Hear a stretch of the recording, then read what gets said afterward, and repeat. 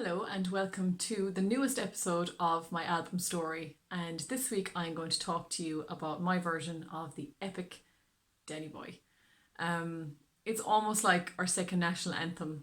It's what's strange about Danny Boy is it's almost more Irish than the Irish themselves outside of Ireland. And in Ireland we have people have mixed views about the song. I think because it's so popular in other countries that people almost feel it's too Irish, which is such a strange thing to say. And I think over the years, when I was younger, I found it very intimidating as a song. It goes right from low, which I was fine with. I'm a contralto. I'm good down there, but then it went up to the top. And as a young singer, I struggled with the top of my voice. I'm much more comfortable up there now. Love belting out the top notes, but I avoided it. And what was fascinating is at the end of so many concerts, especially when I sang Irish songs, people said, "Oh, I thought you were going to sing Danny Boy." And I always heard about it and it started to kind of get to me. I was like, "Oh, why can't I sing it?" And I think the more I thought about I should sing it, the more scared I got of singing the song. And then as I got older, I came back to it and I was able to sing it. And not only was I able to sing it, but I felt I was doing quite a good job of singing it. And the reaction I got was just so heartwarming, and I didn't feel like, oh, finally, okay, I'm doing it for you. I felt like, oh, I get it. When I felt every word of it and I sang it, because it just feels so innately Irish that I felt, okay, I'm so glad I'm finally doing this. And when you sing a song that the audience are waiting for, it's such a good feeling because they're like, yeah, okay, here we are. Okay, I love this one. And that's why I think it's always important to sing the songs that mean something to other people too. Because as singers, it's easy for us to think, oh God, they're going to expect me to sing this and everyone sings this. But there's a reason. They're great songs. Danny Boy is a great song, and the heart of that song. Oh, and I know some of my family members feel an awful lot for this song. There's a lonesomeness. There is an Irishness to this song that's so out of this world, I think. And it's so stunning.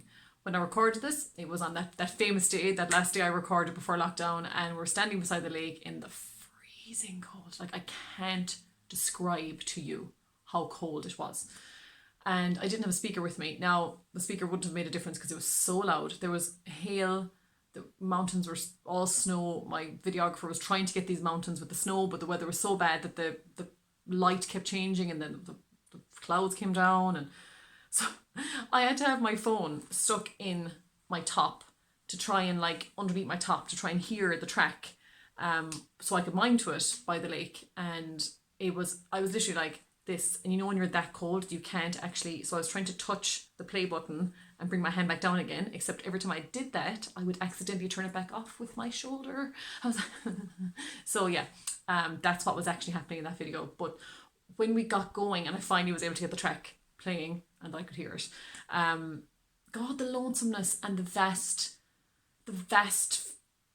feeling, I guess, of the lake around me made me feel even more for the song. That lonesomeness, the cold, the way I felt, that heartbreaking cold that you can feel in that kind of weather. And that song is so lonesome that, oh God, I feel like I'm beside that lake every time I sing it now.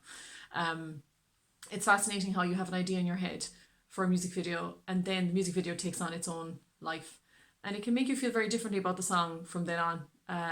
And you know, on the day we were like, oh God, the weather is terrible, what a pity. And it made the video. Even the videographer said it when he edited it. He said the lonesome, the dark, the cold made the video as beautiful as it is today. And it's probably been one of my most successful songs as an artist. And I think there is a credit to me in that too, because I think it's a song that's covered so much that, you know, when you sing it, there's a possibility that people are going to go, oh God, or they don't like your version because they love another version, or, you know, people might say, oh, I'm sick of that song, everyone does it. But people really responded really warmly to it. And one thing I got lovely feedback on is the heartbeat. It goes boom, boom, boom, boom at the start of the song, and that was actually my idea. And I said, wouldn't it be lovely, because it feels like the song has a heart.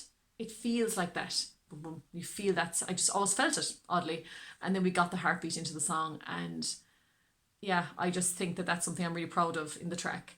And I'm so excited to have it feature on this album. It's finally on an album. It's fine. I finally recorded it. That's the way I felt when I'd done it. Not only have I sung it now, but I finally recorded it and captured it forever, and I can share my version after all those years of being scared of the song, and wondering, was it the right choice for me? And it couldn't be more right. And I enjoyed singing it throughout lockdown. It's certainly a huge part of my story from the last year.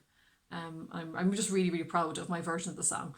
I'm so excited to have it as part of the album. You can already hear it on my YouTube channel, Grace Foley Singer, and you can get it across all platforms. You can download it as a single, but if you'd rather buy it as part of a whole body of work, you can get that later on this year when I release my new album. So have a listen to the track if you haven't already, and I do look forward to you hearing it as part of the entire album later this year.